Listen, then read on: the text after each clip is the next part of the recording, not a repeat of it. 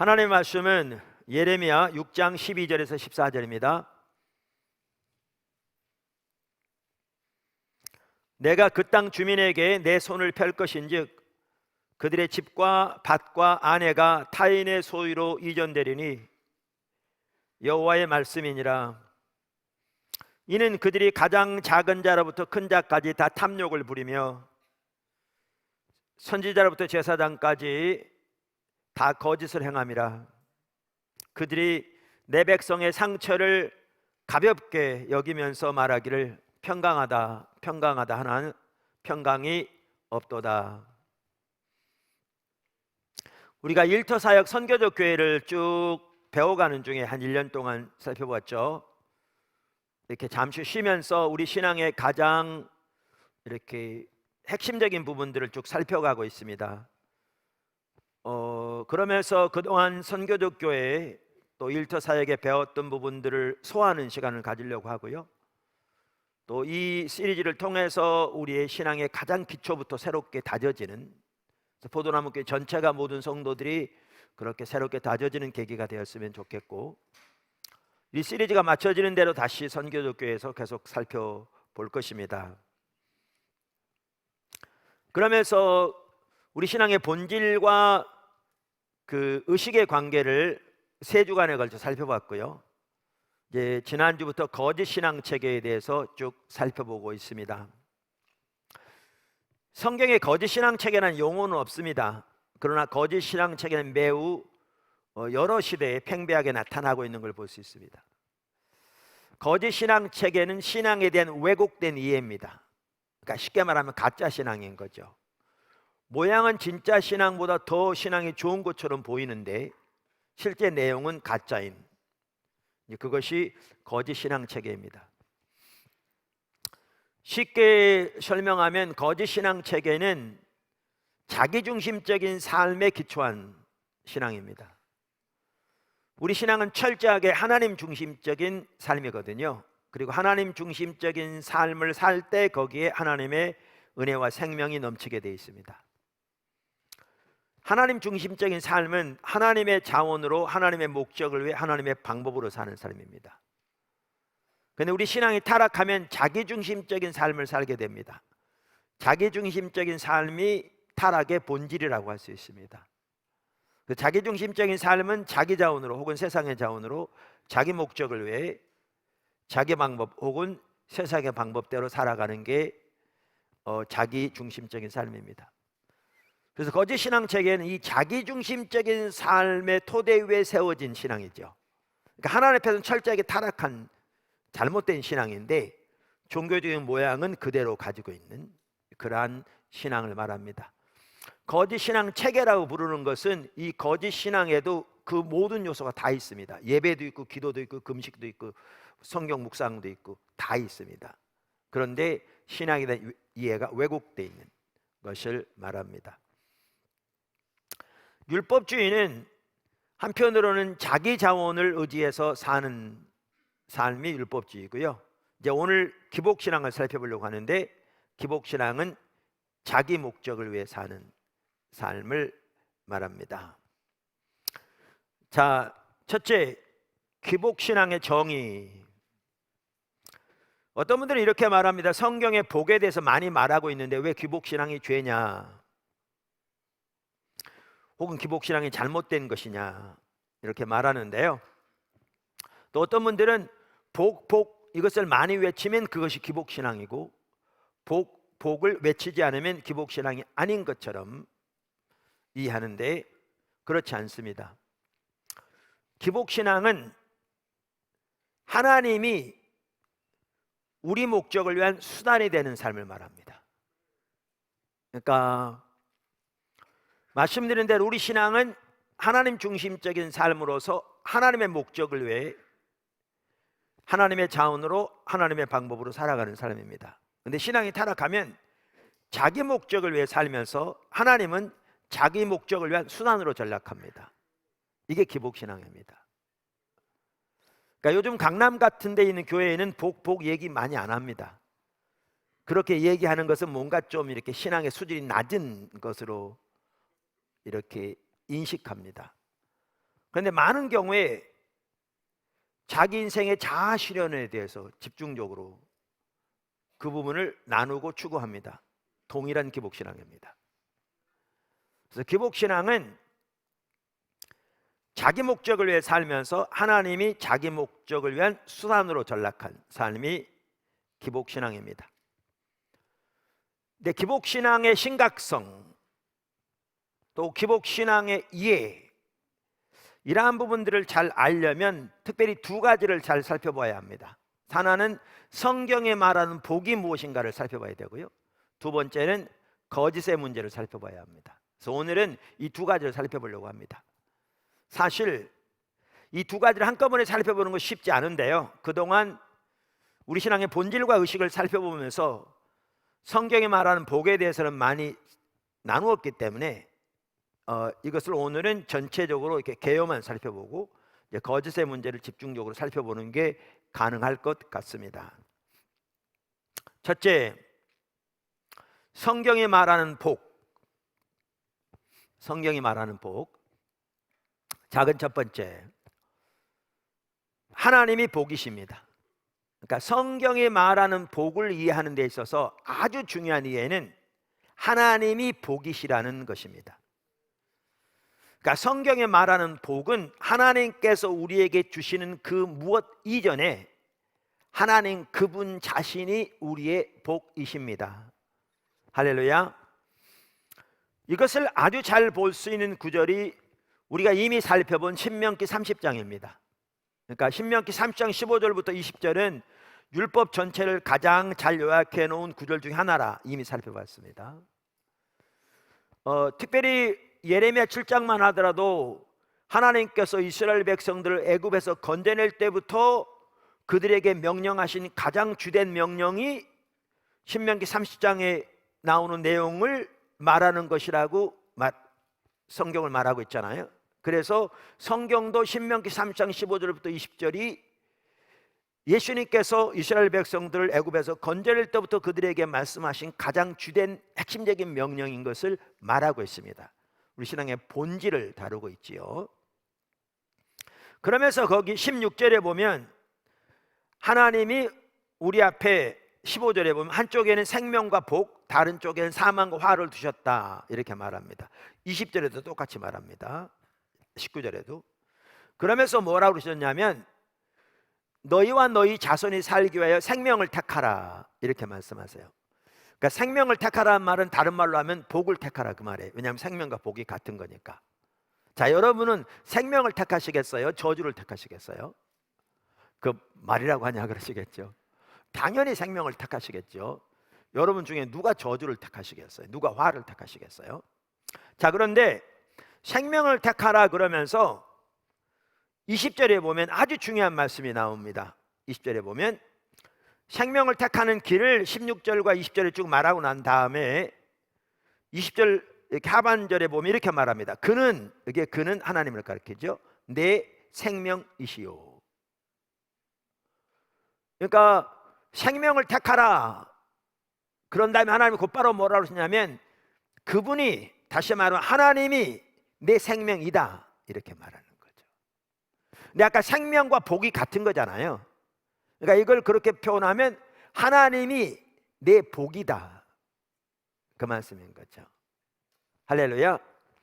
우리가 성경이 말하는 복을 이해할 때에 이 이해가, 즉 하나님이 우리의 복이라는 그 이해가 매우 중요합니다. 예수님도 내가 곧 길이요 진리이요 생명이다 이렇게 말씀하신 거죠.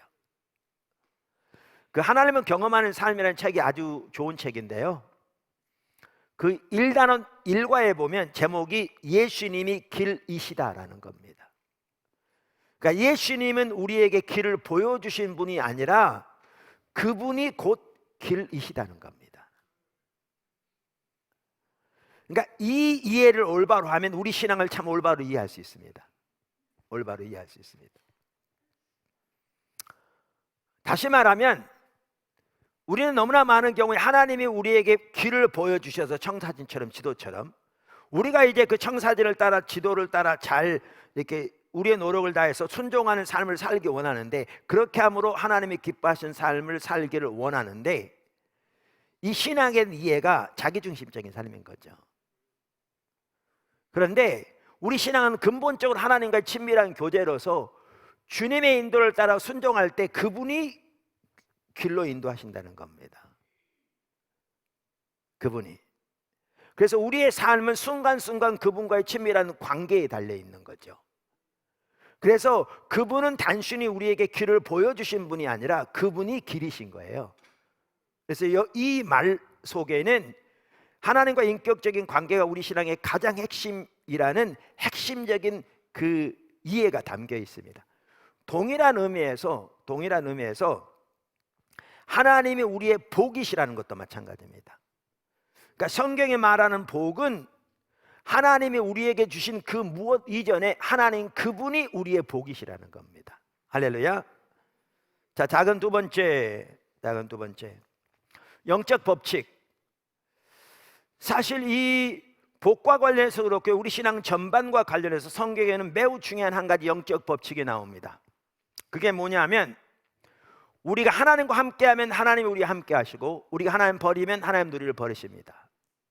그러니까 다른 말로 표현하면, 하나님은 하나님과 함께하는 자와 함께 하시고 하나님을 버리는 자를 버리십니다. 성경 여러 곳에 나와 있는데요, 신구약에. 지금 이 부분은 우리가 좀 간단히 전체적인 부분만 살펴보고 넘어가려고 하기 때문에 제가 두 구절만 읽어보겠습니다.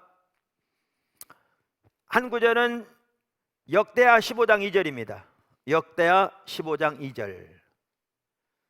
그가 나가서 아사를 맞아 이르되, 아사와 및 유다와 베냐민의 무리들아, 내 말을 들으라. 너희가 여호와와 함께하면 여호와께서 너희와 함께 하실지라. 너희가 만일 그를 찾으면 그가 너희와 만나게 되시려니와, 너희가 만일 그를 버리면 그도 너희를 버리시리라. 역대상 28장 9절에도 나옵니다. 내 아들 솔로몬아, 나는 내 아버지 하나님을 알고 온전한 마음과 기쁜 뜻으로 섬길지어다. 여호와께서는 모든 마음을 감찰하사 모든 의도를 아시나니, 내가 만일 그를 찾으면 만날 것이요, 만일 내가 그를 버리면 그가 너를 영원히 버리시리라.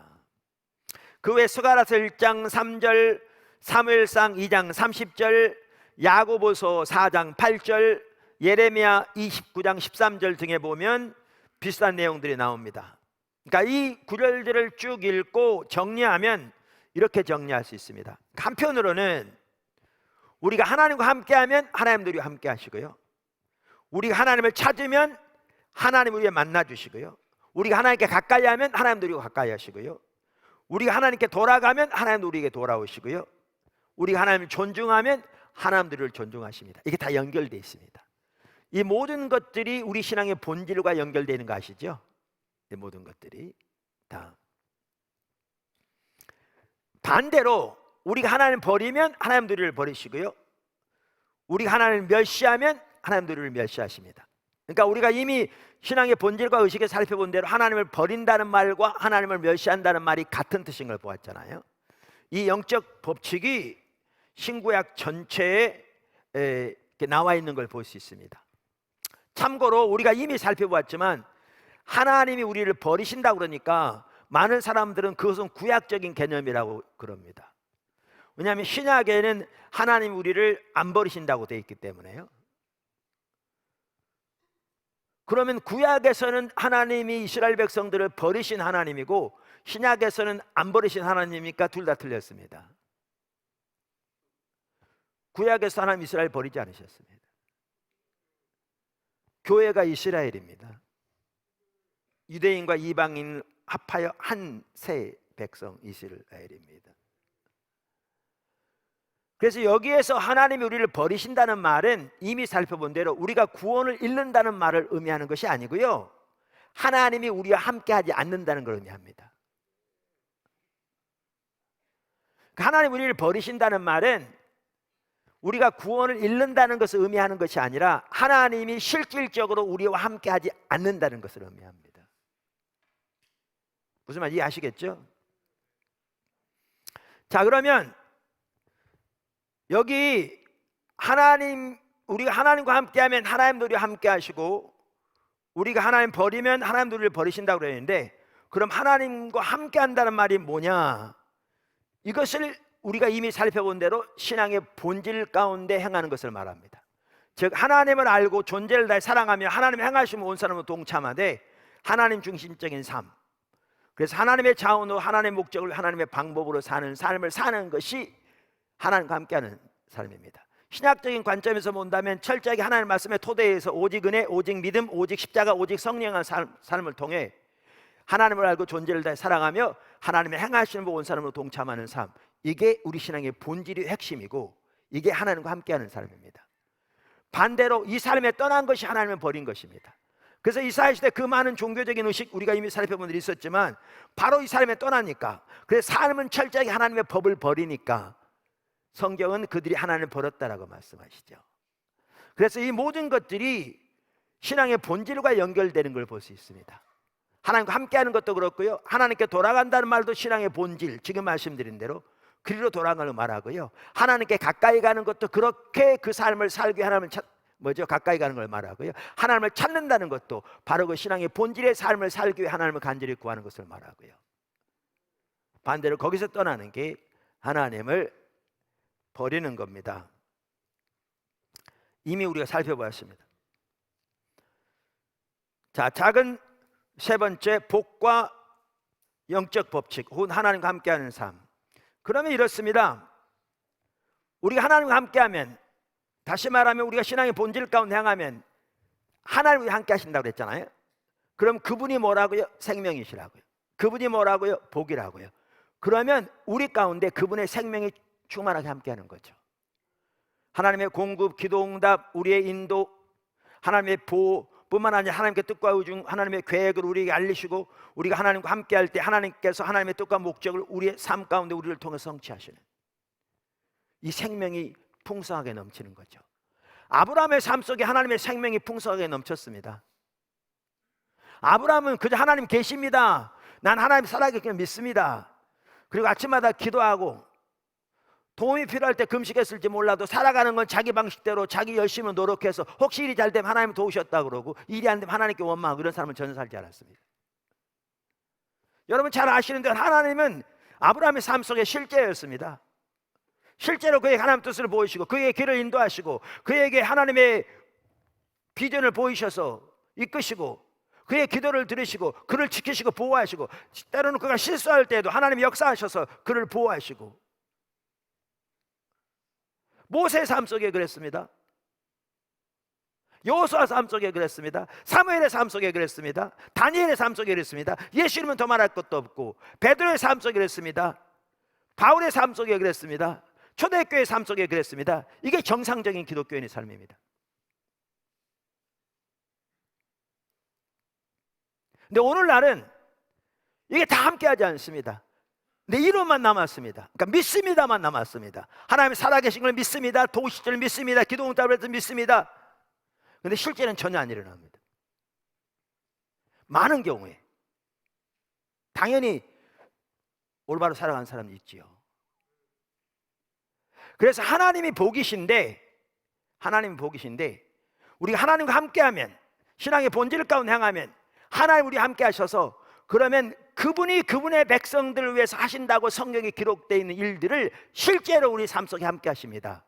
그게 복입니다. 그게 다른 말로 생명입니다. 할렐루야. 반대로 하나님의 백성이 하나님을 버리면, 신앙의 본질에 떠나면 하나님도 버리신다고 그랬죠. 이것은 오늘날로 말하면 구원을 잃는다는 것이 아니라 하나님이 더 이상 실질적으로 함께하지 않는 거죠. 그러니까 엘리 시대의 블레셋에게 패하여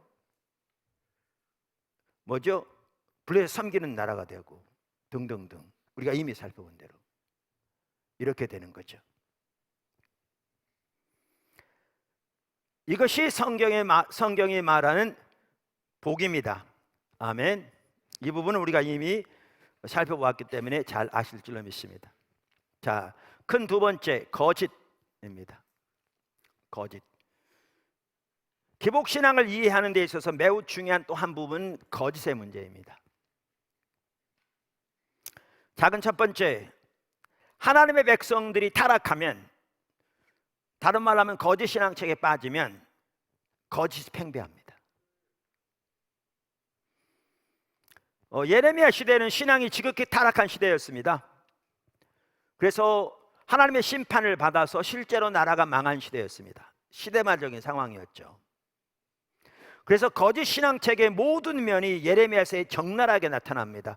왜냐하면 우리가 이미 살펴본 대로 신앙이 타락하면 거짓 신앙책이 전면에 나선다고 그랬잖아요. 그래서 기복 신앙도 예레미야서에 보면 매우 많이 나타납니다. 그 중에 하나, 예레미야서에 보면 그 당시 거짓이 매우 팽배했던 걸 볼 수 있습니다. 거짓이 매우 팽배했던 걸 볼 수 있습니다. 자, 예레미야서 5장 31절. 선지자들은 거짓을 예언하며, 뭘 예언한다고요? 거짓을 예언하며. 제사장들은 자기 권력으로 다스리며 내 백성은 그것을 좋게 여기니. 아니, 선지자들이 거짓을 예언하는데 하나님의 백성들이 거짓을 좋아한대요. 그러면서 그 결국에는 너희가 어떻게 되려느냐. 우리가 이런 구절만 딱 보면 어떻게 생각하냐면요, 야, 타락해도 정말 타락했다. 어떻게 그럴 수가 있나, 이렇게 생각합니다. 5장 31절 지금 살펴봤고요. 6장 13절.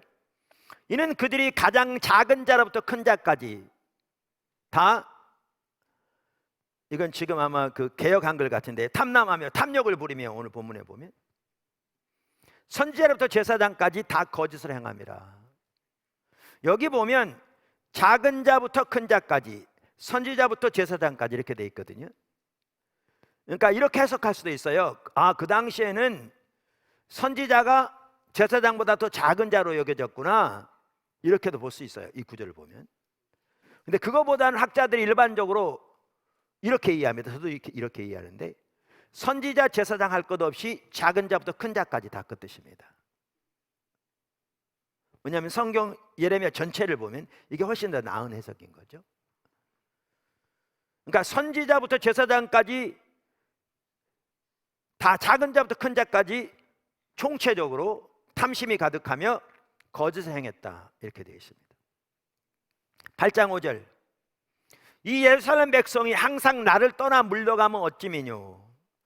그들이 거짓을 고집하고 돌아오기를 거절하도다. 그러니까 하나님 백성들이 거짓을 고집하고 하나님께 돌아오기를 거절했대요. 8장 8절. 너희가 어찌 우리는 지혜가 있고 우리에게는 여호와 율법이 있다 말하겠느냐. 참으로 서기관의 거짓붓이 거짓되게 하였나니. 18장 18절도 마찬가지고요. 자, 그럼 이걸 종합해보면 이렇습니다.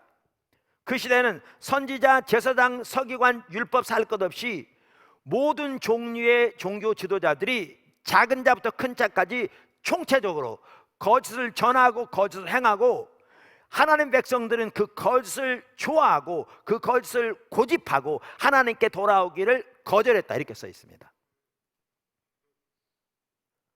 이걸 보면 그 시대가 얼마나 타락했는가를 볼 수 있습니다. 그럼 이 구절을 읽을 때 우리는 이렇게 생각합니다. 금방 잠깐 말씀드렸는데, 야, 정말 타락했구나. 이렇게 타락했으니까 당연히 하나님의 심판이 임하지, 이렇게 생각하죠. 그러면서 우리는 이들과 다르다고 생각합니다. 여러분은 거짓을 좋아합니까? 진리를 좋아합니까? 우리는 진리를 좋아하잖아요. 그러니까 저들과 다르다고 생각합니다. 바리새인들이 이 구절을 읽을 때 이 구절이 바리새인들에게도 해당한다고 생각했을까요? 그들은 진리의 화신이었는데요, 그들은 이 구절을 읽을 때 자기 조상들이 이토록 타락했기 때문에 당연히 심판이 왔다고 생각했지만, 이게 자기들의 모습인 것은 상상조차 하지 않았죠. 근데 실제로 바리새인들은 그 시대에 동일하게 심판을 받아서 나라가 망했거든요. 그러니까 영적으로 동일한 상황에 있었어요. 그러면 우리가 이 구절을 잘 이해하려면 이제 여기서 뭘 이해해야 되냐면 이게 두 번째입니다. 작은 두 번째, 거짓의 의미. 여기서 말하는 거짓이 뭘 말하냐는 거죠. 여기서 말하는 거짓이 무엇인가를 보아야 이게 우리들에게도 해당되는 건지 아니면 저들만의 문제였는지를 볼 수 있죠.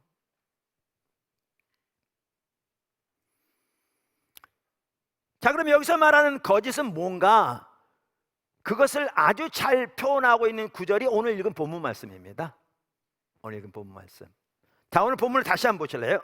오늘 본문 예레미야 6장 12절. 내가 그 땅 주민에게 내 손을 펼 것인즉 그들의 집과 밭과 아내가 타인의 소유로 이전되리라. 여호와의 말씀이니라.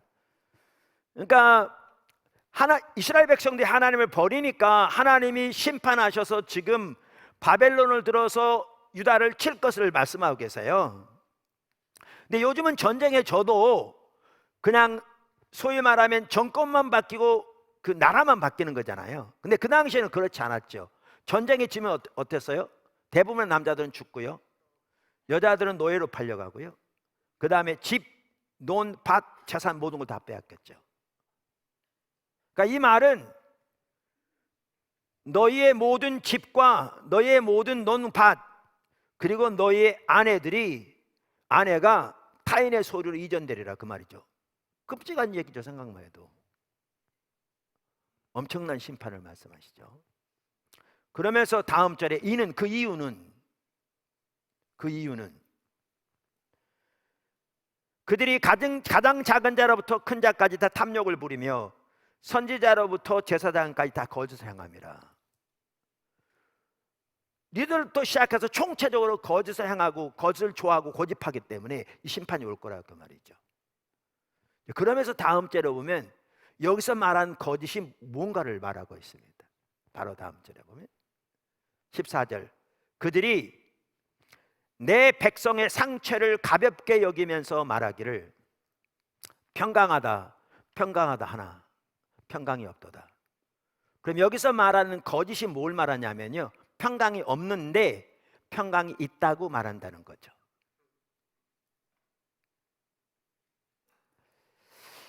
그러면 아니 그게 뭐 이렇게 대수로운 거라고 하나님은 이것을 이렇게 강력하게 말씀하고 계신가, 이렇게 생각할 수 있어요. 우선 이 말을 먼저 잘 이해하려면요, 그 당시 모든 종류의 종교 지도자들이 하나님의 말씀에 기초해서 평강을 외쳤다는 사실을 기억해야 돼요. 하나님의 말씀. 구약 성경 여러 곳에 나와 있는데 그 중에 대표적인 구절 중에 하나가 어디냐면 사무엘상 7장입니다. 죄송합니다. 사무엘하 7장입니다. 사무엘하. 사무엘하 7장 12절부터 17절에 보면 다윗이 예루살렘 성전을 지으려고 했을 때 하나님께서 그것을 막으시고 솔로몬에게 짓게 하시면서 나단 선지자를 통해서 그에게 언약을 주십니다. 우리 평택대학교 유윤종 교수님이라고 미국 예일대학교에서 박사학위를 하셨는데요, 참 귀한 학자입니다. 그분이 한번 십자가 성령 컨퍼런스 특강 강사로 오셔서 그 얘기 하시더라고요. 이 사무엘하 7장에 나오는 하나님이 다윗에게 주신 이 언약이 다윗 왕조의 헌장과도 같은 언약이라고요. 그러니까 다윗을 통해서 이제 다윗의 왕조가 세워지잖아요. 이스라엘 중에 북방, 그러니까 10개 지파는 아수르의 심판을, 그러니까 하나님의 심판을 받아 아수르의 멸망해서 나라가 흩어졌고요, 없어졌고요. 두 지파 중심으로 다윗 왕조가 세워지는데 이 사무엘하 7장에 나오는 하나님이 다윗에게 주신 언약이 이 다윗 왕조의 헌장과도 같은 약속이에요. 그래서 이렇게 되면서 다윗 왕조는 이스라엘의 운명을 걸머지게 돼요. 그리고 하나님께서 출애굽 20장에서 출애굽시킨 이스라엘 백성들과 언약을 맺으셨는데 이 다윗 왕조에게 주신 언약이 그 출애굽 때 주신 언약을 대체하게 돼요. 그만큼 중요한 언약이에요, 이 언약이. 그래서 학자들은 다윗 왕조의 헌장과도 같은 언약이라고 이렇게 말해요.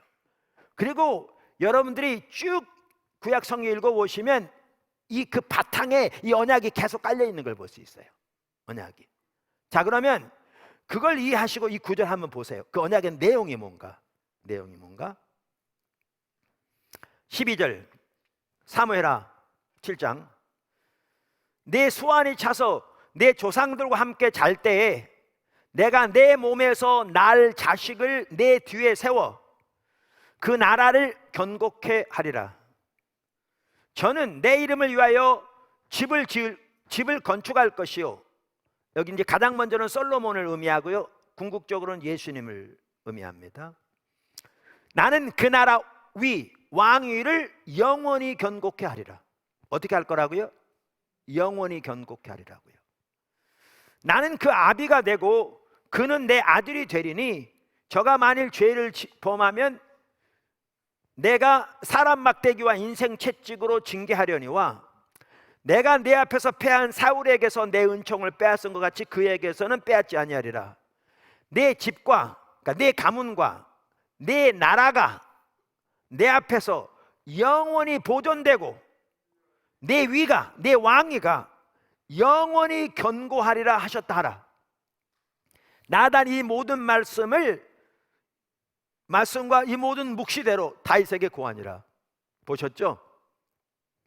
이거와 같이 가는 것이 예루살렘 성전에 대한 약속인데요, 우리가 지난주에도 우리가 살펴봤습니다. 이렇게 솔로몬이 성전을 짓잖아요. 그 성전을 완성하고 하나님께 봉헌하는 기도를 드립니다. 역대하 7장에서 그 기도에 응답해서 하나님이 역대하 7장에 임하셔서 말씀하시는데, 그 동일한 내용이 뭐죠? 그 열왕기상 9장에서도 나옵니다. 그럼 열왕기상 9장 3절에 이렇게 말합니다. 하나님이 솔로몬의 기도를 들으시고 응답하셔서 임하셔서 하신 말씀입니다. 저에게 이르시되 내가 내 앞에서 기도하며 간구함을 내가 들었은즉 내가 너의 건축한 이 전을, 예루살렘 성전입니다, 거룩하게 구별하여 나의 이름을 그곳에, 그러니까 영영이 그곳에 두며 나의 눈과 나의 마음이 항상 거기 있으리라.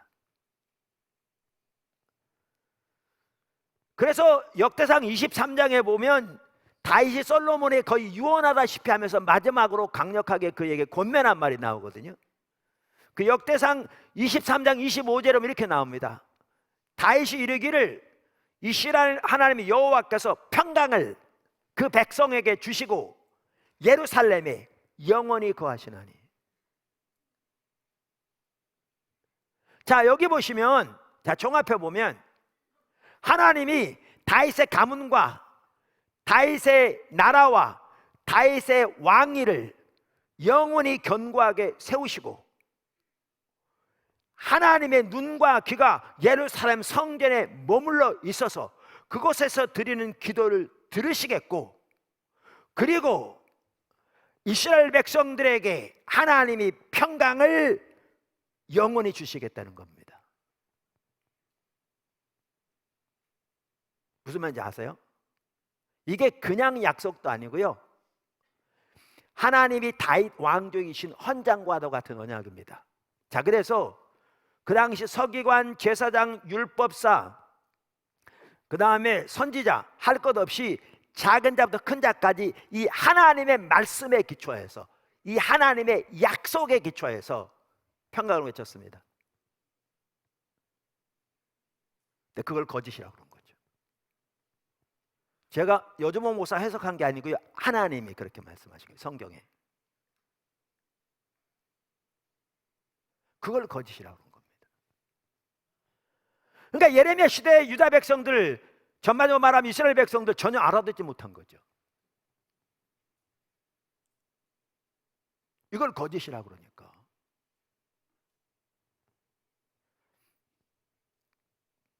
그러면 하나님의 말씀, 그것도 이토록 중요한 하나님의 언약에 기초해서 하나님 백성들에게 평강을 외쳤는데 그게 왜 거짓이냐는 거예요.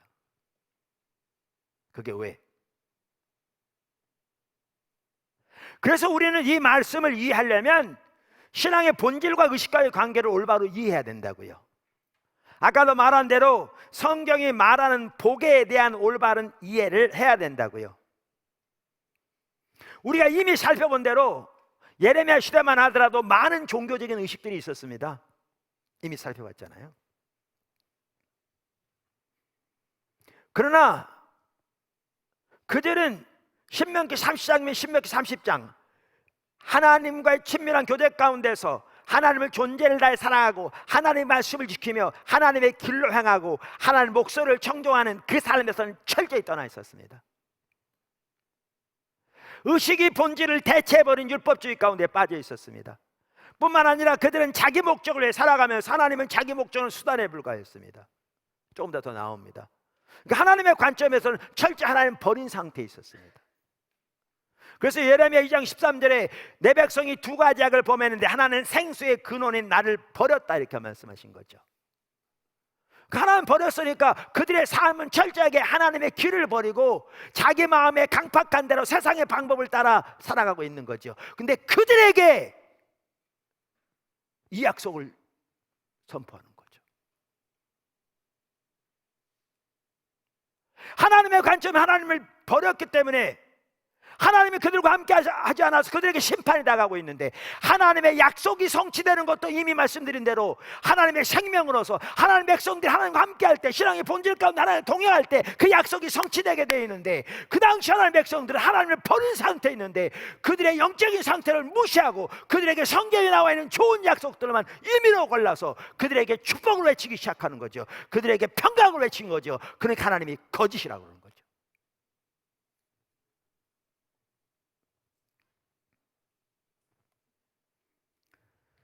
예레미야 23장 16절 이렇게 말씀하십니다.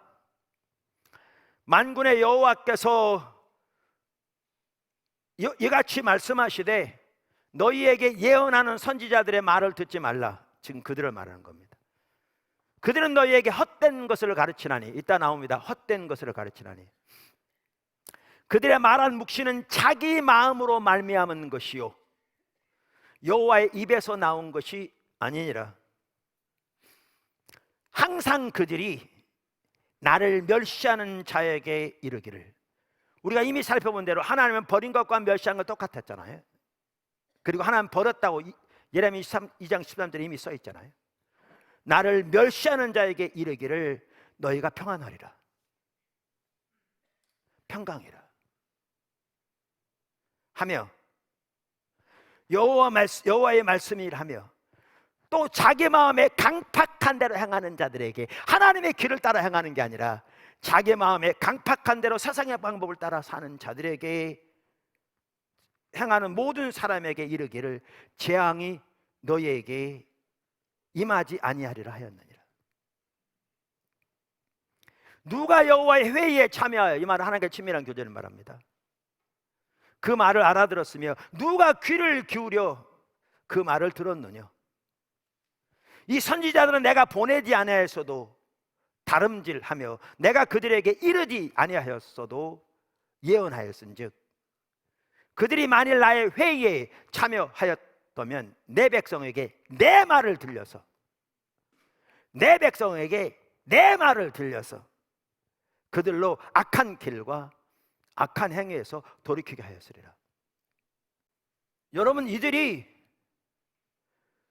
하나님이 다윗 왕조에게 주신 그 핵심적인 언약에 기초한 말씀이었을지라도요, 여러분 이 사실 아십니까? 그 시대는요, 예레미야 시대는 그 나라가 다윗의 나라였습니다. 그 왕위에는 다윗의 자손이 앉아서 왕으로 다스리고 있었습니다. 그래서 그 왕위는 다윗의 왕이었습니다. 그리고 그 집은 다윗의 가문이었습니다. 그래서 그들은, 이스라엘 백성들이 하나님께 예루살렘 성전에서 성대한 예배를 드릴 때, 제사를 드릴 때, 안식일에 많은 제물을 드릴 때 하나님께서 이곳에서 드리는 기도를 들으시겠다고, 하나님의 눈과 귀와 마음이 여기에 머물겠다고 약속하셨으니 하나님께서 여러분의 기도를 들으시고 여러분에게 복을 주실 것입니다. 이렇게 외쳤습니다.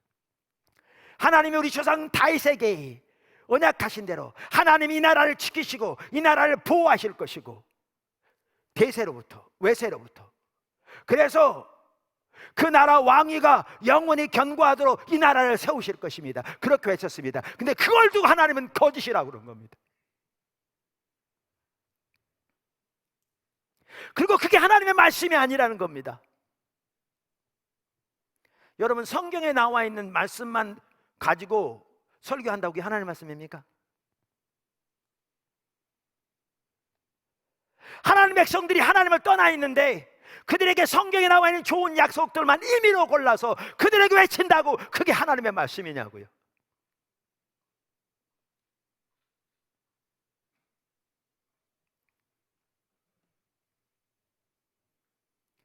아까 선지자, 제사장, 율법사, 서기관 할 것 없이 작은 자부터 큰 자까지 다 거짓을 행하고 하나님의 백성들이 그 거짓을 좋아하고 그 거짓을 고집하고 하나님께 돌아오기를 거절한다고 그러니까 정말 타락했구나, 어떻게 그럴 수가 있나. 근데 우리라는 다르다고 생각했죠. 오늘날 너무나 많은 하나님 백성들이 실제로 하나님을 떠나 있습니다. 예레미야 시대 못지않게. 그런데 오늘날 너무나 많은 목회자들은 제5복음서에서 설교한다고 그러죠. 복음서는 4개밖에 없는데 창세기부터 요한계시록까지 나오는 가장 좋은 약속들만 골라서 모아놓은 게 5복음서죠. 그래서 복을 외치기 바쁜 거죠.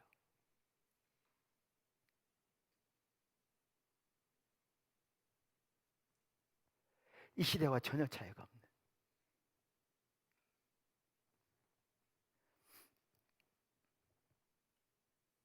이제 왜 그게 거짓인지 보이시죠? 그래서 하나님은 거짓이라고 그런 겁니다. 그것을. 작은 세 번째, 거짓 신앙체에 빠지면 하나님의 백성들이 거짓을 좋아합니다. 신앙이 타락하면 하나님의 백성들이 거짓을 좋아합니다. 아까 예레미야 5장 31절, 선지자들은 거짓을 예언하며 내 백성은 그것을 좋게 여기니, 아까 살펴봤잖아요. 8장 5절, 이 예루살렘 백성이 항상 나를 떠나 물러가면 어찌미뇨, 그들이 거짓을 고집하고 돌아오기를, 그러니까 내게 돌아오기를 거절하도다. 우리는 다 진리를 좋아하기 때문에 이들과는 근본적으로 다르다고 생각했죠. 근데 거짓의 성격을 올바로 이해하면 이게 단순히 그들의 문제만이 아니었던 걸 볼 수 있습니다. 하나님 백성들이 신앙이 타락하면 하나님의 길에 대해서는 관심조차 없습니다. 제가 말씀드렸잖아요. 우리의 신앙은 하나님 중심적인 삶으로서 하나님의 자원을 위해 하나님의 목적을, 하나님의 자원으로 하나님의 목적을 하나님의 방법으로 사는 거라고요. 근데 타락하면 자기 자원으로 자기 목적을 위해 자기 방법대로 삽니다. 신앙은 가지고 있습니다. 종교적인 의식들을 합니다. 성경적인 교리들은 다 믿습니다. 그런데 삶은 자기중심적인 삶을 삽니다. 그건 전적으로 타락한 사람입니다. 자, 이렇게 살아가면 하나님의 길에 대해서는 관심조차 없습니다.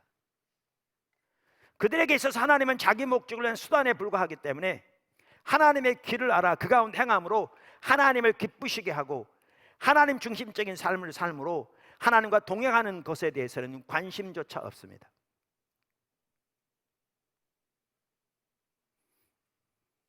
그래서 예레미야 시대만 하더라도 하나님이 새벽부터 외쳤을 때 그들은 귀도 안 기울였다, 이렇게 말씀하고 있습니다. 또 선지자들을 보내되 끊임없이 보내었을 때 그들은 귀도 기울이지 않았다, 이렇게 말하고 있습니다. 그리고 이와 같이 그들은 자기들의 목표와 목적을 성취하는 일에만 관심이 있기 때문에 하나님의 길, 하나님의 뜻에서는 관심조차 없고 자기들의 목적과 자기들의 필요를 채워줄 메시지만 관심이 있습니다. 자기의 삶과 영적인 상태가 하나님 앞에서 어떻든지 상관없이 그저 자기가 원하는 세상에서 잘 되는 것에만 관심이 있고요, 소위 말하는 축복받는 메시지에만 관심이 있습니다. 그것을 두고 하나님이 그들이 거짓을 좋아한다. 그렇게 말씀하십니다. 이것을 적나라하게 잘 보여주는 구절이 이사야서 30장입니다. 시대는 달라도 정확하게 똑같은 형태로 나타납니다. 이사야 30장 8절부터 이렇게 말합니다. 이제 가서 백성 앞에서 서판에 기록하며 책에 써서 후세에 영원히 있게 하라. 그래서 이사야서가 쓰여지게 된 겁니다. 대저 이는 패역한 백성이요 거짓말하는 자식들이요. 여기 거짓말하는 자식이란 말은 여기 그 거짓을 지금 말하고 있는 겁니다. 여호와의 법을 듣기 싫어하는 자식들이라. 그들이 선견자에게 이르기를 선견하지 말라, 선지자들에게 이르기를 우리에게 바른 것을 보이지 말라, 우리에게 부드러운 말을 하라, 거짓된 것을 보이라. 거짓을 요구하는 거죠. 다른 말로 부드러운 말을 하라.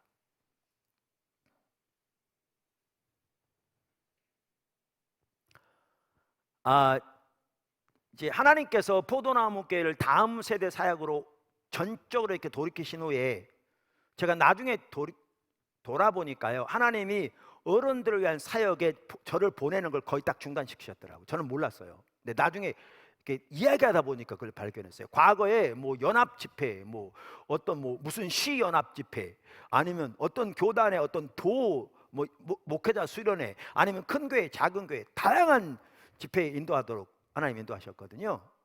근데 어느 날 보니까 하나님이 다음 세대로 이렇게 인도하신 다음에 그 전체를 끊으셨더라고요. 이게 사람이 한 게 아니고요, 하나님이 딱 막으신 거예요.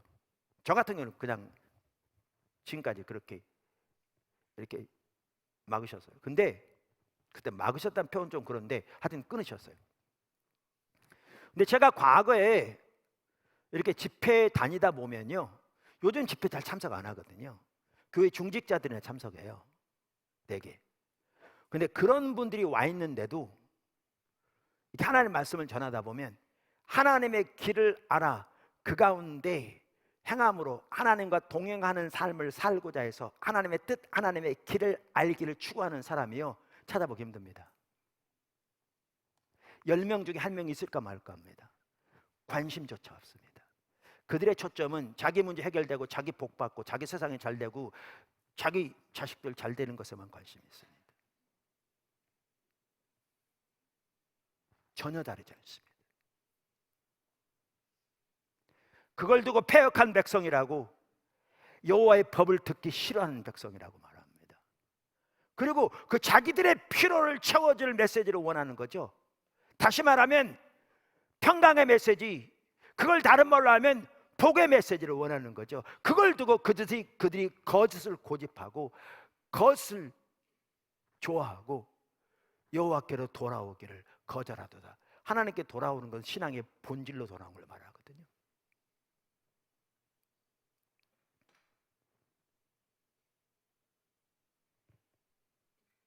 왜요? 탐욕이 가득하기 때문에요. 탐심이 우상숭배인데 자기 목적을 위해 살면서 하나님이 자기 목적을 위해 수단이 된 삶이 정확하게 그 속에 탐심이 그의 신이 되어 있는 거죠. 그러면 그 당시에 왜 종교 지도자들은 평강의 메시지를 전했는가? 오늘 본문에 보면 동일하게 탐심이 가득해서.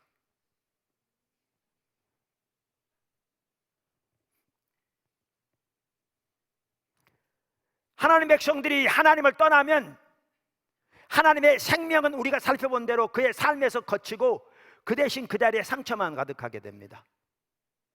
영적인 억압 가득하게 됩니다. 이사야서 1장에 보면 그 당시 이스라엘 백성들의 상태를 머리부터 발끝까지 터진 상처뿐이라고, 성한 것이 없다고 표현합니다. 오늘날 성도들의 삶을 보면 진짜 심각합니다. 일반적으로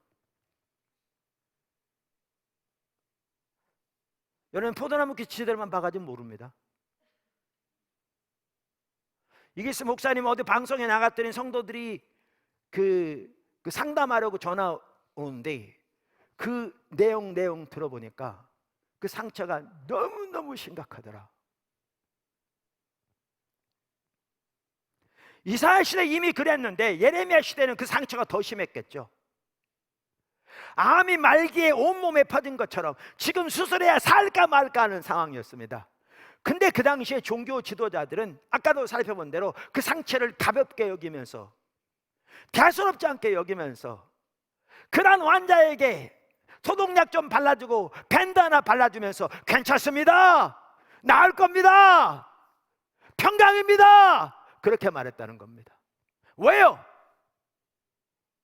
사람들이 평강의 메시지를 요구하니까, 부드러운 메시지를 요구하니까, 축복의 메시지를 요구하니까 그런 메시지를 전해야 오늘날로 말하면 교회가 성장하고 인기가 있고 사람들에게 받아들여지니까 여전히 탐심이 가득해서 그렇게 한 거죠.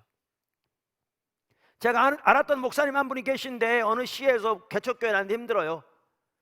자기 친구 목사님이 잘 아는 한 분이 서울의 근교에 있는 큰 도시에서 가장 큰 교회를 담임하는데 한 번은 전화를 했더래. 내가 교회 성장하는 비결을 알려줄까?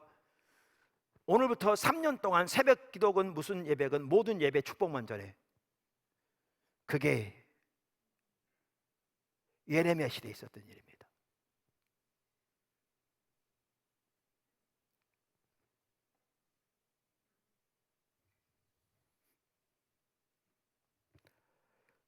작은 세 번째, 네 번째인지 여러분이 기록하십시오.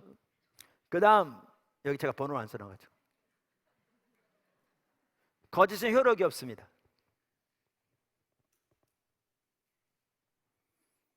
예레미야 7장 4절 너희는 이것이 여호와의 성전이라 여호와의 성전이라 여호와의 성전이라는 거짓말을 믿지 말라.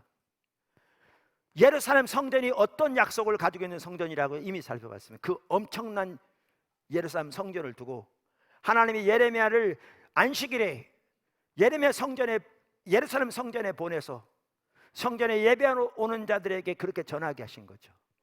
이것이 여호와의 성전이라, 이것이 여호와의 성전이라, 여호와의 성전이라는 거짓말을 믿지 말라. 누가 그 말을 알아들었겠습니까?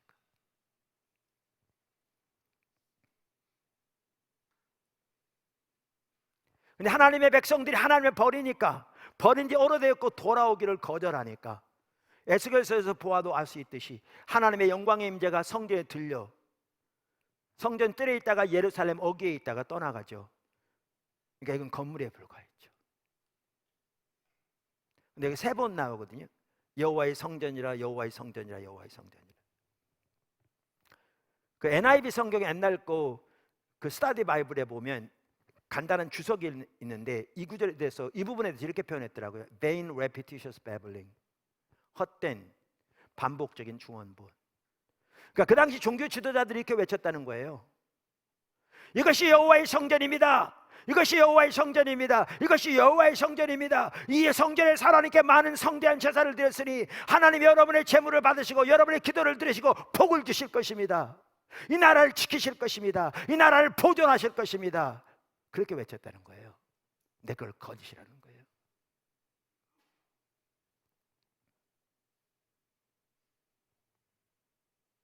그럼 7장 8절 너희가 무익한 거짓말을 의뢰하는도다. 예레미야 23장 32절 나 여호와가 말하노라 거짓 몽사를 예언하여 이르며 거짓과 헛된 자만으로 내 백성을 미혹하게 하는 자를 내가 치리라.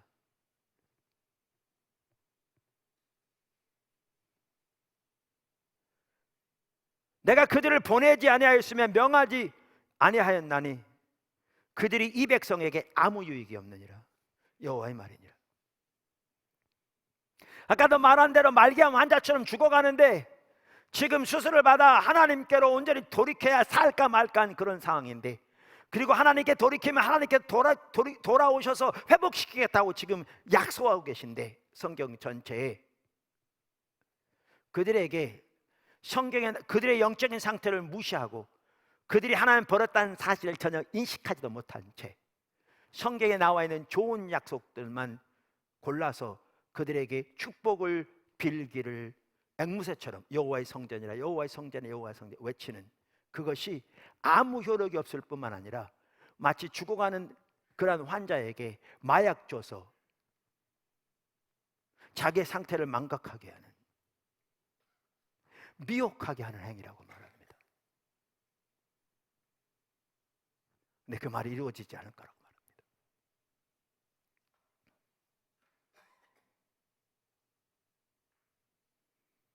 거짓은 하나님 앞에 효력이 없습니다. 그 당시 종교 지도자들이 전한 평강의 메시지, 부드러운 메시지, 거짓이 그 나라를 지키지 못했습니다. 다가오는 심판을 막지 못했습니다. 여러분 본문 한번 보십니까? 너희의 집과 밭과 아내가 타인의 소유로 이전되리라고 말하면서 이는 그 이유는 선지자들과 제사장들이 작은 자부터 큰 자까지 다 거짓을 말하며 그래서 평강이 없는데 평강이라고 외치며 아까 다른 구절에서는 내 백성이 그것을 좋게 여기니 그렇게 될 거라고 말한 겁니다.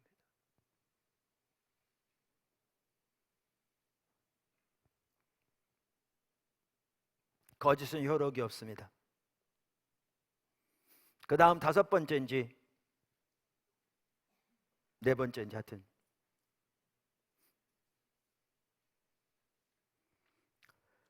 기복신앙의 예배에서는 부드러운 메시지가 판을 칩니다.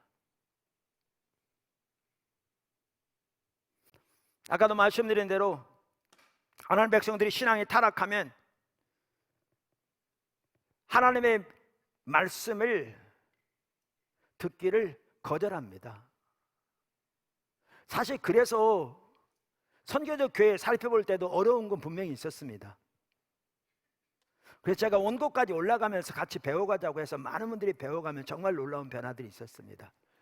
근데 여러 번 말씀드린 대로 그 가장 핵심은 그것이 아니었습니다. 어려운 게 아니었고요. 가장 핵심은 하나님의 뜻을 알기를 원하느냐는 겁니다. 주님의 길을 알아 그 가운데 행하기를 추구하는 열망이 있느냐는 겁니다. 이게 없으면 완전히 병들어 있는 겁니다. 그건 뭘 제시해도 마찬가지입니다.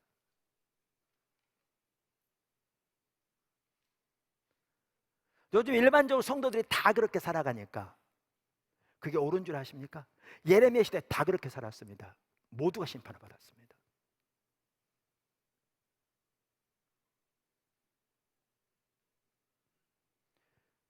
우리의 기준은 다른 사람과 우리를 비교하는 게 아닙니다. 하나님의 말씀에 우리 자신을 비춰보아야 합니다.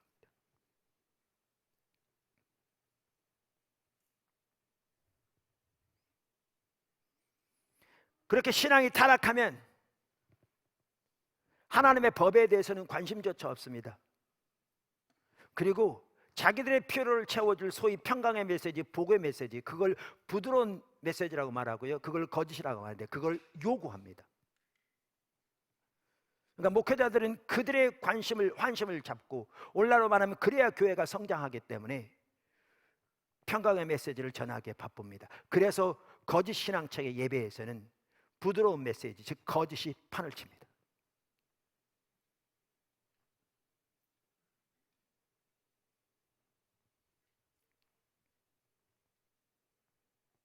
아까 읽었던 이사야서 30장에 그걸 볼 수 있죠. 대저인은 패역한 백성이요 거짓말하는 자식들이요 여호와의 법을 듣기 싫어하는 자식이라. 그들이 선견자의 길을 선견하지 말라, 선지자의 길을 우리에게 정직한 것을 보이지 말라, 부드러운 말을 하라, 거짓된 것을 보이라. 이게 지금 그걸 말하고 있습니다. 지금까지 설교한 그걸 지금 말하고 있는 겁니다. 이게. 그러면서 너희는 정로를 버리며 첩경에서 돌이키라. 이스라엘의 거룩하신 자로 우리 앞에서 떠나시게 하라 하는도다.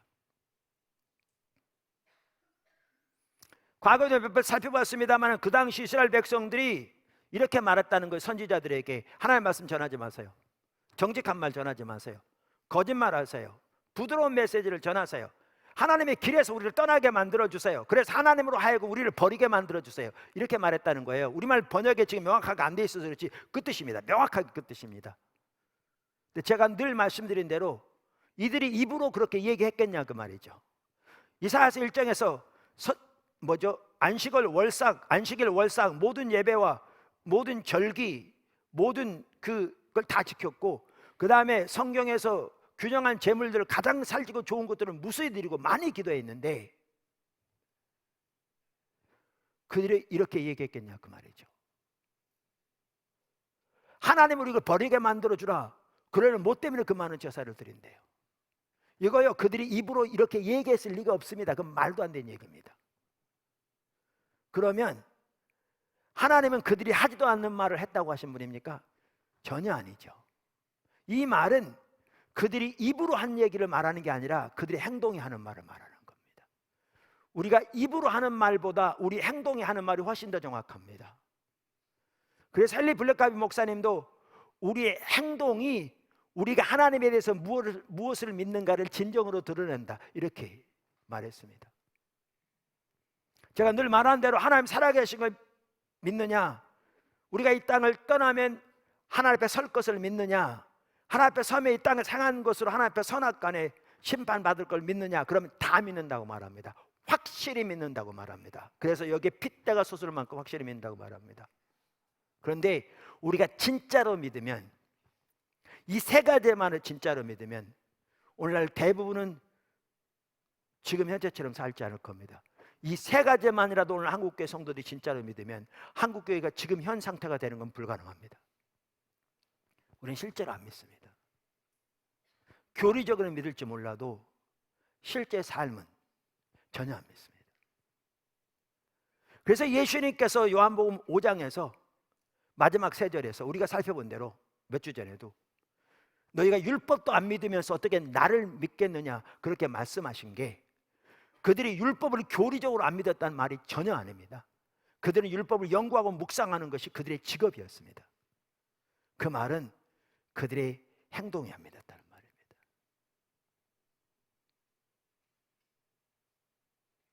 여기 보면 그 당시에 이스라엘 백성들 하나님의 법에 대해서는 관심조차 없었고 하나님의 길에 대해서는 관심조차 없었고 자기 목적과 자기 필요를 채워줄 부드러운 메시지만 관심이 있었고, 그래서 결국 그들의 삶은 하나님의 길로 돌이켜지지 않아서 하나님의 길에 떠나 있는 상황에서 결국 하나님이 그들을 떠날 수밖에 없는 그 상태에 있었던 것을 두고 이렇게 말씀하십니다.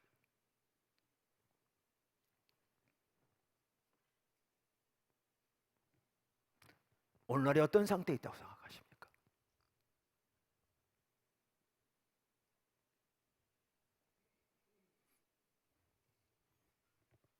많은 성도들이 저는 목사님이 하나님 중심적인 메시지를 전하기를 원합니다. 당연히 하나님 말씀을 전하셔야죠. 그런데 하나님 중심적인 메시지가 증거될 때 부담스러워하고 듣기 싫어하고 여러 가지 모양으로 그것을 표출하고, 때로는 그러면 교회를 떠나겠다고 협박하고 헌금하는 거 중단하고 그 협박하는 겁니다.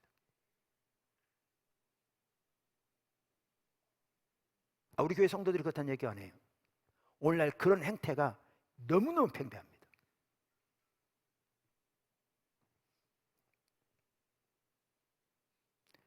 이사야 30장과 종부도 다를 바가 없습니다.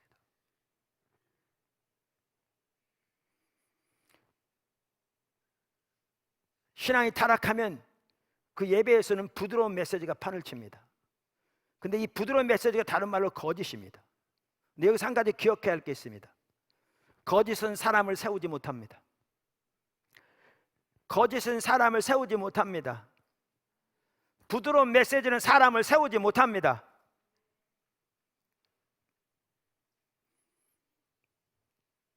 말씀드린 대로 하나님 백성들의 신앙이 타락하면 그들의 삶에서 하나님은 그들의 목적을 위한 수단으로 전락하고 하나님의 길에 대해서는 관심조차 없습니다. 그들은 오직 자기들의 목적과 목표를 성취하는 데만 관심이 있습니다. 그래서 그것을 성취시켜줄 축복의 메시지만 원합니다. 근데 실제로 그 축복의 메시지가 그들이 하나님께 돌이키지 않으면 아무런 효력이 없습니다. 가짜니까. 하나님의 종들은 그들의 관심을 사기 위해 그들의 영적인 상태에 상관없이 그들이 원하는 축복의 메시지, 성경적인 영어로 거짓, 다시 말해서 부드러운 메시지를 전합니다. 근데 심각한 것은 그 부드러운 메시지는 사람을 하나님께로 돌이키지 못합니다. 사람을 하나님 안에서 진정한 믿음으로 세우지 못합니다. 이걸 잘 볼 수 있는 구절이 에스겔서 13장 1절에서 6절입니다. 그러니까 남방 유다가 서기전 586년에 망했는데요, 하나님이 예레미야를 통해서 아니 그 이전부터 계속해서 다가오는 심판을 경고하시면서 하나님께로 돌이키라고 말씀하셨는데 끝내 안 돌이켰죠. 그래서 망했는데 한꺼번에 망한 게 아닙니다. 바벨론에 의해서 멸망할 거라고 하나님 말씀하셨는데 침공이 3차례 있었습니다. 서기전 605년에 1차 침공이 있었고요, 그때 다니엘과 친구들이 바벨론을 포로로 잡혀갔습니다. 그 다음에 그때는 일부만 잡혀갔습니다. 서기전 597년 최종적으로 멸망하기 11년 전에 성 2개를 빼고는 다 함락됐습니다. 나라가 망하다시피 했습니다. 그래서 쓸만한 인재들은 다 포로로 잡혀가고요, 어떻게 보면 거의 쓸모없는 인재들만 남았습니다. 왕까지 바벨론 왕이 바꿔버렸습니다. 왕까지. 그때 포로로 잡혀간 사람 중에 한 사람이 에스겔입니다. 그리고 최종적으로 서기전 586년에 나라가 망했는데, 그래서 에스겔은 바벨론에서 하나님의 말씀을 전한 선지자입니다. 그리고 바벨론에서 예루살렘 멸망을 목도한 사람입니다. 그러니까 예레미야와 같은 시대입니다. 약간 늦게 시작했지만. 자, 그러면서 에스겔 13장에 보면 지금 오늘 다루는 이 동일한 주제와 같은 내용을 다루고 있습니다. 1절 좀 길지만, 여호와의 말씀이 내게 임하여 이르시되 인자야, 너는 이스라엘에 예언하는 선지자들에게 경고하여 예언하되 자기 마음대로 예언하는 자에게 말하기를 너희는 여호와의 말씀을 들으라. 여기 보시면 예레미야 23장에 나온 내용과 똑같은 내용을 볼 수 있죠. 주 여호와의 말씀에 본 것이 없이 자기 심령을 따라 예언하는 어리석은 선지자에게 화가 있을진저, 이스라엘아, 너희 선지자들은 황무지에 있는 여우 같으니라. 너희 선지자들이 성 무너진 곳에 올라가지도 아니하였으며 이스라엘 족속을 위하여 여호와의 날에 전쟁에서 견디게 하려고 성벽을 수축하지도 아니하였느니라. 여러분, 이게 뭐냐면 성 무너진 것을 지금 비유하는데 오늘날은 잘 이해를 못해요. 그런데 그 당시에는 성이 곧 그들의 생명줄과 같았어요. 그러니까 유럽에도 가보면 성이 제일 높은 산 위에 있잖아요. 그것도 엄청나게 두껍게 돼 있잖아요. 주변에 막 이렇게 이렇게 강이 흐르게 만들고 웅덩이를 파놓고 접근하지 못하도록. 만약에 성이 무너져 있다, 이것은요 언제 적들이 밤이건 낮이건 쳐들어와서 언제 죽을지 모르는 거예요. 그런데 이스라엘 백성들이 하나님을 떠난 그 상태에 있는 이 상황을 지금 뭐에 비교하냐 하면 성이 무너져 있는 상태에 비교하는 거예요. 그럼 여기에서 중요한 게 뭐냐면 종교 지도자 하는 일이 뭐냐면 성을 세워야 돼요. 성을 수축해야 돼요. 그런데 그들은 성에 올라가 보지도 않았다.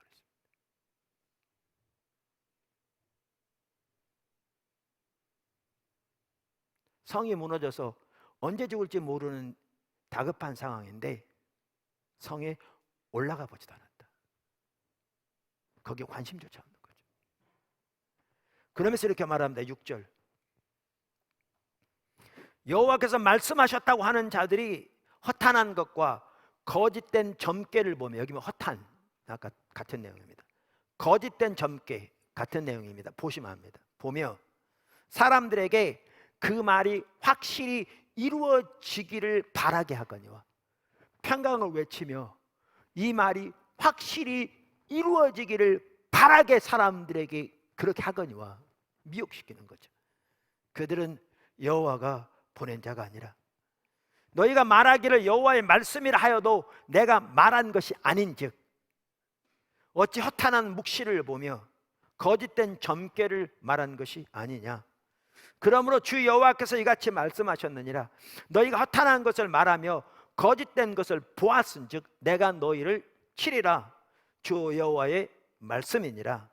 그 선지자들이 허탄한 묵시를 보며 거짓 것을 점쳤으니 내 손이 그들을 쳐서 내 백성의 공회에 들어오지 못하게 하며 이스라엘 족속의 호적에도 기록되지 못하게 하며 이스라엘 땅에도 들어오지 못하게 하리니 너희가 나를 여호와인 줄 알리라. 그들은 심판 앞에서 말씀하시잖아요. 자, 그러면서 그 다음 절을 보십시오. 뭘 두고 말씀하신지, 거짓된 점괘가 뭘 말하는 건지, 지금 허탄한 것이 뭘 말하는 건지, 그들이 임의로 전했다는 게 뭘 말하는 건지 바로 그 다음 절에 나옵니다.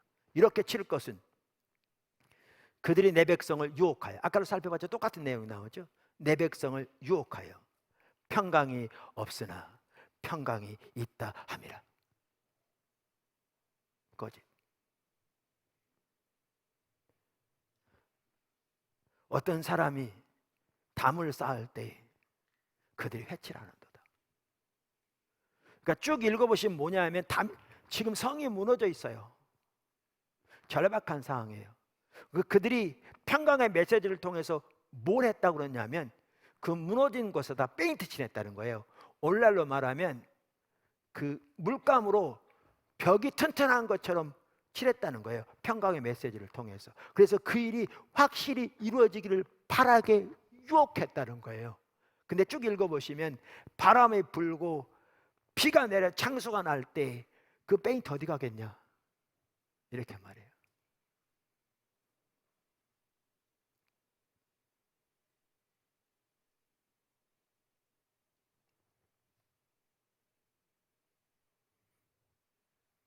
그 15절에 이와 같이 내가 내 노를 담과 회칠한 자에게 모두 이루고 또 그들에게 말하기를 담도 없어지고 칠한 자들도 없어졌다 하리니. 16절 이들은 예루살렘에 대하여 예언하기를 평강이 없으나 평강의 묵시를 보았다고 하는 이스라엘의 선지자들이니라. 여호와의 말씀이니라. 보십시오. 부드러운 메시지, 거짓, 평강의 메시지 다 같은 내용인데요. 성경에 말하는 그것은 하나님 백성을 세우지 못합니다. 효력이 없습니다. 무너진 담을 수축하지 못합니다.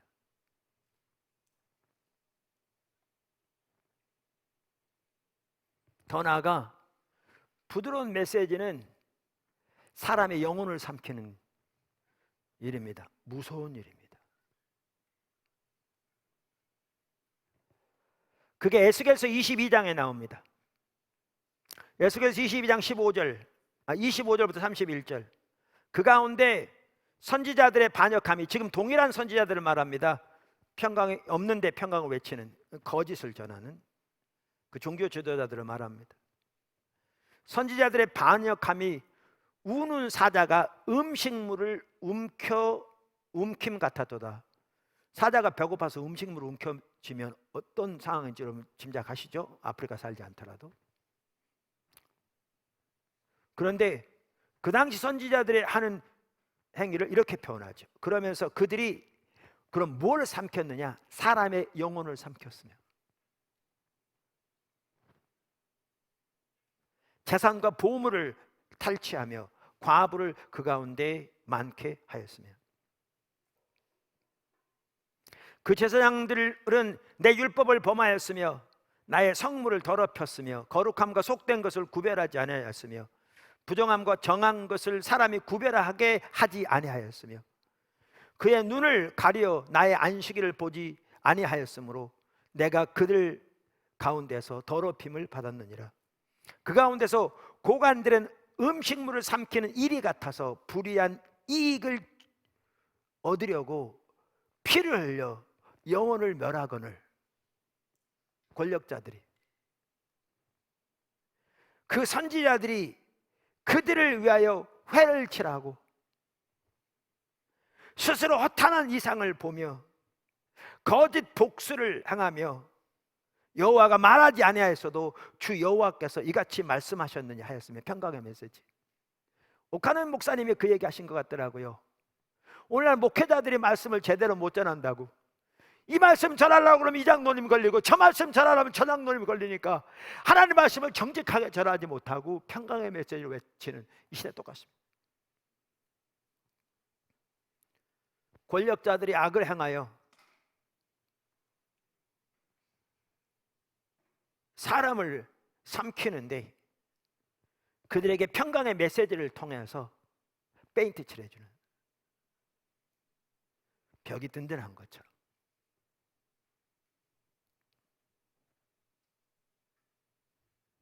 그러면서 이 땅은 포악하고 강탈을 일삼고 가난하고 궁핍한 자를 압제하고 나그네를 부당하게 학대하였으므로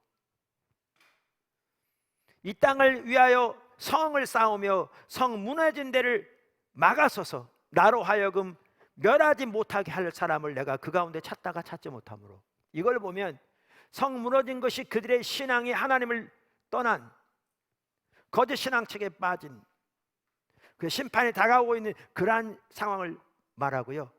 그러면 성을 세우는 것은 많은 경우 이 경우에 중보기도라고 그러는데 중보기도를 포함할지 모르지만 여기에 말하는 성을 세우는 것은 하나님의 백성들을 하나님께로 돌이키는 걸 말합니다. 신앙의 본질로 돌이키는 것을 말합니다. 여기 쭉 보시면 거기에 중보기도가 같이 갈지 모르지만, 그리고 그것은 리더들부터 해야 할 일입니다. 모든 백성들이 그렇게 찾지 못하였으므로 내가 내 분노를 그들 위에 쏟으며 내 진노의 불로 멸하여 그들 행위대로 그들의 머리에 부응하였느니라. 주 여호와의 말씀이니라.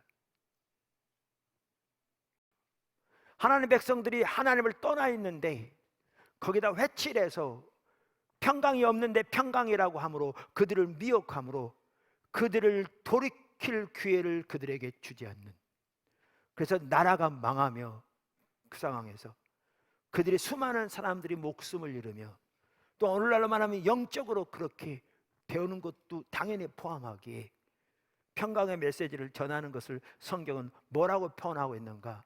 사람의 영혼을 삼키는 일이라고 표현하고 있습니다. 너무너무 무서운 일입니다.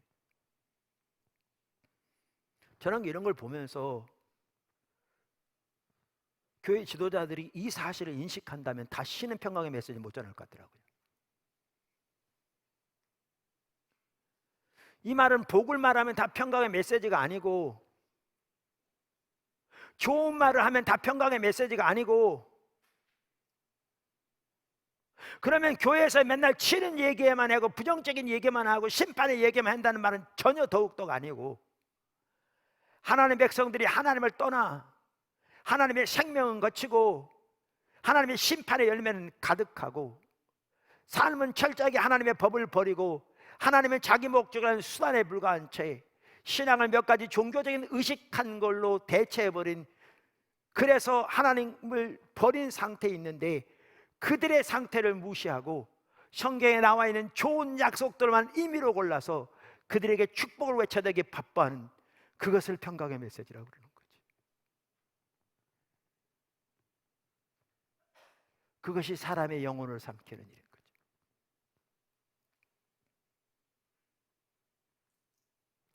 하나님의 백성들은 그 거짓을 좋아하고 그 거짓을 고집하고 하나님께 돌아오기를 거절하는 거죠.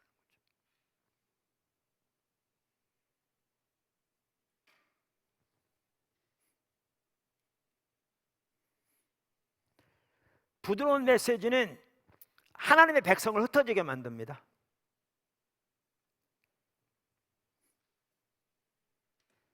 오늘날 적지 않은 목회자들은 하나님의 말씀을 올바로 전하면 성도들이 교회를 떠날까 봐 두려워서 그렇게 하지 못하는 경우도 있습니다.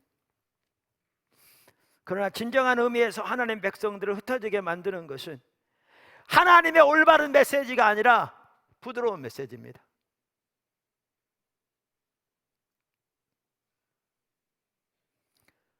예레미야 23장 1절부터 6절에 잘 나와 있습니다.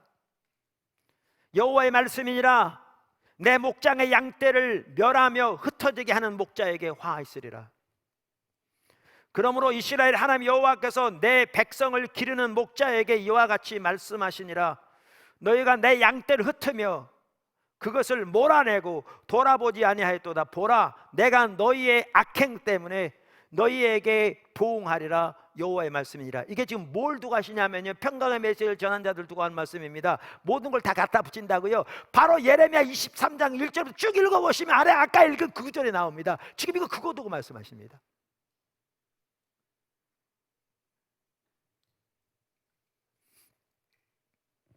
그러면서 하나님이 그들을 회복시킬 날을 바라보고 있습니다. 3절부터 그걸 예언합니다. 내가 그 양떼에 남은 것을 그 몰려 같은 모든 지방에서 모여 바벨론으로 포로로 잡혀가 흩어지게 될 텐데 그 내 백성을 이제 다시 모아 회복할 날이 있을 것을 지금 바라보고 있습니다. 모든 지방에서 모아 다시 그 우리로 돌아오게 하리니 그들의 생육이 번성할 것이며 내가 그들을 기르는 목자들을 그들이 위해 세우리니 그들이 다시는 두려워하거나 놀라거나 잃어버리지 아니하리라. 여호와의 말씀이니라. 참다운 목자를 세울 거라 그 말입니다. 그러면 다음 절에 보면 무엇보다 예수님에 관한 예언이 나옵니다. 예수님이 무엇보다 참된 목자입니다. 그 백성을 회복시킬. 그러면서 5절 여호와의 말씀이니라. 보라 때가 이르르니 내가 다윗에게 한 의로운 가지를 일으킬 것이라. 예수님. 그리고 예수님에 속한 무리 신약의 교회죠. 그가 왕이 되어 지혜롭게 다스리며 세상에서 정의와 공의를 행할 것이며 그의 날에 유다는 구원을 받겠고 이스라엘은 평안히 살 것이며 그의 이름은 우리의 공이라 일컬음을 받으리라. 제가 하나님께서 이런 십자가 복음이란 내용들, 신앙의 본질이란 핵심들을 깨닫게 하셔서 전하는데 정말 쉽지 않더라고요.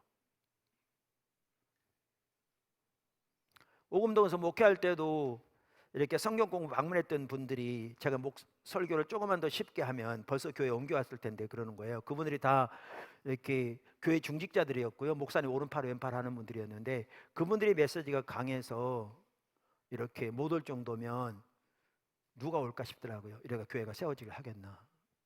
정말 쉽지 않더라고요. 잠을 깊이 못 자죠. 뒤척뒤척하고. 근데 제가 성경을 보면 아무리 봐도 성경은 다르게 말하고 있지 않더라고요. 그래서 가끔 말씀드린 대로 그래 주님이 오셔야 돼. 어떻게 오실지는 모르죠. 그렇게 다시 일어서는 뿐만 아니고요. 이렇게 집회 같은 데 가면 어떨 때는 이렇게 메시지가 너무 강하다고 우리 성도도 어리다고 그러면서 자꾸 압력을 넣어요. 그럼 뭐 때문에 초청을 했는지. 제가 일부러 강하게 하려고 하는 것도 아니고 우리 신앙의 가장 본질적인 핵심적인 부분들을 하나님께 돌이키는 길을 제시하고 있는데 그들에게는 그게 강하게 느껴지는 거죠. 왜요? 부드러운 메시지를 원하기 때문에요. 또 교회에서도 설교를 하다 보면 뭐 사람들이 중간에 나가버리기도 하고 방문한 분들이 중간에 일어서 나가기도 하고 뭐 몇 번 방문해 다시는 안 오기도 하고 정말 쉽지 않았습니다. 그래서 내가 집회 갈 때 어떨 땐 두려웠어요. 성도를 모으게 해야 되는데 마치 흩어지게 하는 자처럼 내가 뭐가 잘못된 건가? 성경은 다르게 말하고 있지 않는데 사실 두려웠습니다. 근데 한 번은 하나님께서 깨닫게 해주셨어요. 괴변인지 모르지만 저는 옳다고 생각합니다. 여러분 이쪽 호점을 꺼내서 이쪽 호점을 집어넣는다고 전혀 손해난 거 없어요. 어떤 성도가 포도나무 교회 떠나서 다른 교회 갔다고 하나님 나라 손해난 거 없어요. 근데 한 교회라도 한 사람이라도 믿음 안에서 올바로 세워지면 그건 정말 큰 유익인 거죠.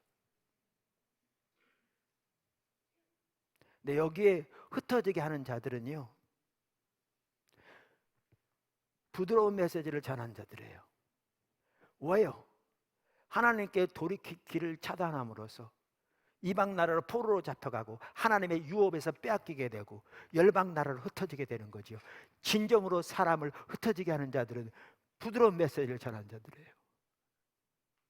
여기에 보면 하나님이 다시 끌어모아서 저들을 회복시킬 거라고 그러면서 참다운 목자를 세울 텐데 그 목자의 대표적인 인물로 메시아에 대한 예언이잖아요. 예수님이 오셨는데 여러분 예수님 설교 들어보셨습니까? 저는 세 발에 핍니다. 성경 안 읽어보셨구나. 예수님이 전하신 메시지 들어보셨습니까? 저는 세 발에 핍니다. 예수님이 사람들을 안 사랑해서요? 천만의 말씀입니다. 그들이 신앙의 본질로 하나님 알고 존재를 다해 사랑하는 삶으로 하나님을 길을 따라 사는 삶으로 돌이켜져야 그들에게 생명이 있고 하나님의 유업이 주어지고 하나님의 은혜가 함께할 것이기 때문에 절규하고 계시는 거죠.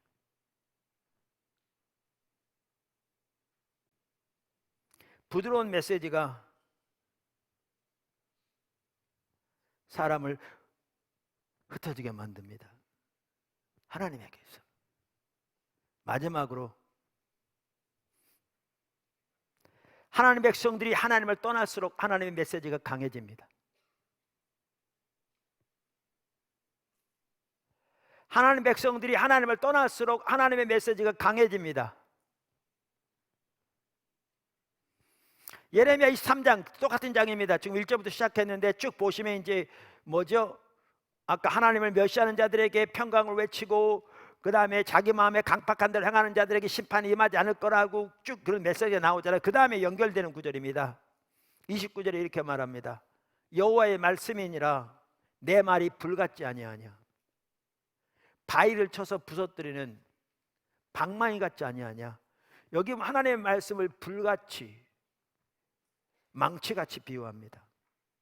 그러므로 여호와를 알자, 힘써 여호와를 알자. 우리가 이미 신앙의 본질을 거치고 살펴보았듯이 호세아 4장 1절에 보면 하나님 아는 지식이 없었고 그들이 삶으로 하나님의 법을 버려서 하나님을 떠난 상태.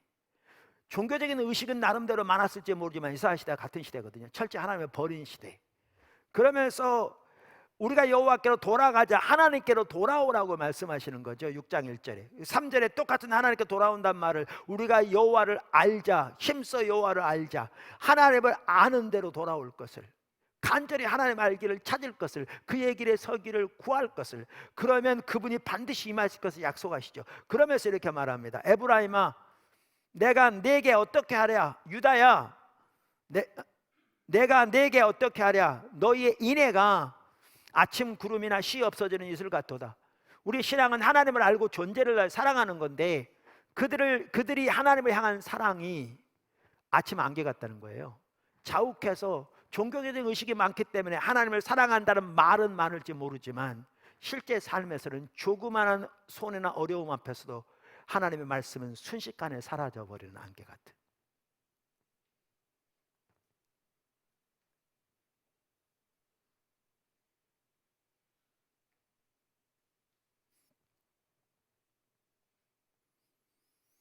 그러면서 5절에 이렇게 말합니다. 그 당시에 하나님께로 돌아오라고 외친 메시지를 두고 하신 말씀입니다. 그러므로 내가 선지자들을 그들로 치고, 그러니까 선지자들로 그들을 치고 내 입의 말로 그들을 죽였노니 내 심판은 비처럼 나오느니라. 나는 인애를 원하고 제사를 원치 아니하며 번제보다 하나님 아는 것을 원하노라. 여기 보시면 신앙의 본질로 돌이키라고 강력하게 요청한 것을 지금 어떻게 비유하고 계시냐면 죽이고 친 걸로 비유하고 있습니다. 그러니까 이 말은 소위 치는 설교가 옳은 설교라는 게 아니에요. 하나님 백성들이 하나님을 떠날수록 하나님의 메시지가 강해져요. 이해하면 쉬워요. 어렵지 않아요. 무슨 말이냐고요? 여러분 부모, 여기 청년 있지만 부모들 많은데 여러분 자녀를 사랑합니다. 여러분 부모인데 자녀가 낭떠지를 향해 가고 있어요.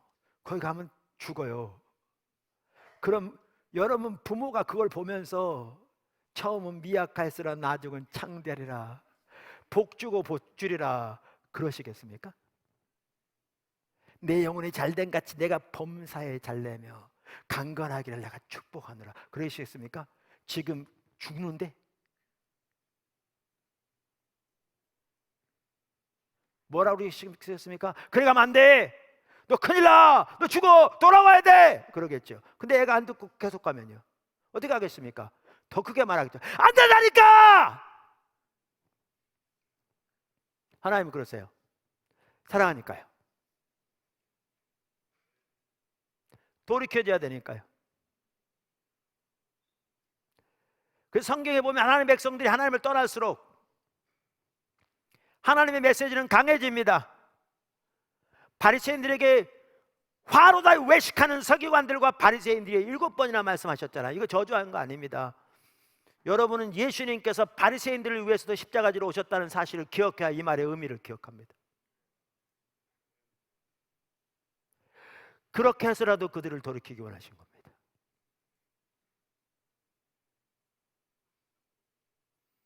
그런데 이렇습니다.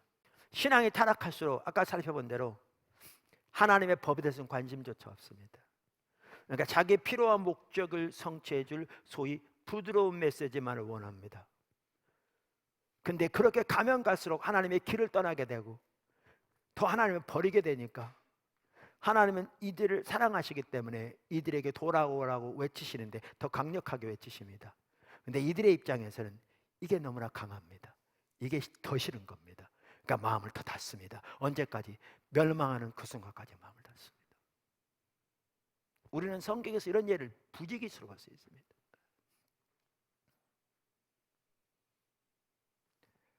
그래서 하나님의 뜻을 알기를 열망하는 그 자세가 중요하다고요. 그 중심이. 그래서 하나님께서 말씀하시기를 나는 마음이 가난하고 심령에 통회하며 내 말 앞에 떠오는 그를 내가 존귀 여긴다, 그렇게 말하는 거예요. 그 자세가 있어야 돌이켜질 수 있어요. 여러분, 오늘날 너무나 많은 사람들이 자기 하나님을 떠나 있으면서 돌이켜져야 되는데 그걸 기준으로 삼아서 메시지가 강하다는 이 별소리를 더하면서 거부하고 부인하고 뒤돌아섭니다. 성경에 나와 있는 그대로 가고 있습니다.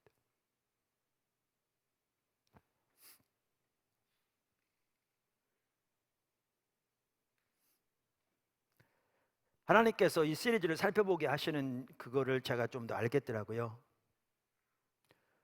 우리가 일터사역 선교적 교회로 그 어떤 분이 그러던데, 제가 안식월 이렇게 하다 보면 어떨 때 하나님의 놀라운 뜻을 보이실 거라고 누가 그런 기도 중에 감동을 주셨다고 그래요. 그러면 되게 부담돼요.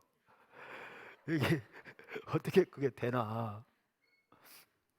근데 지난 안식일 같은 경우에는 매일 예배 배움이 있어가지고 아침 저녁으로 이렇게, 매일은 아니라도 거의 대부분의 날들 이렇게 같이 함께하면서 하나님 참 놀라운 그 뜻을 쫙 보여가시더라고요. 그래서 우리 같이 나누고, 그래서 어떤 분은 안식을 다녀올 때마다 하나님 참 귀하게 함께하셨다고 뭐 이런 얘기도 하고. 이번에는 가기 전에 어떤 분이 소명을 발견하게 될 거라고 그런 감동을 주셨다고 전해드더라고요. 근데 이번에는 실제로는 이렇게 매일 예배 배움 시간도 없을 뿐만 아니라 제가 이렇게 주님을 더 깊이 찾는 그런 여러 가지 상황이 아니어서 주로 많이 쉬었어요. 많이 놀았어요. 논 것도 아니었어요. 책을 쓰려고 노력했는데 책 진도는 정말 안 나가고 참 쉽지 않았어요.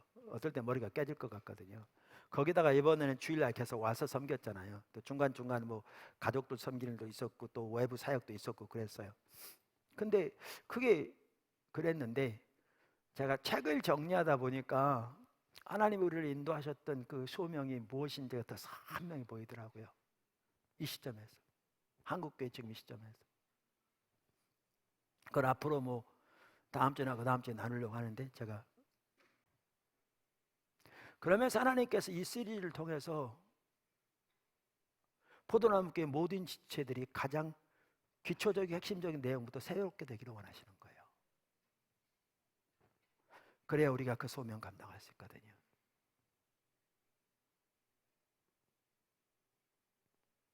다시 우리를 돌아보면서 하나님의 길로 근본적으로 돌이켜지는, 한 분도 빠짐없이 포도나무교회 모든 성도들이 되기를 예수 이름으로 축원합니다. 기도하겠습니다.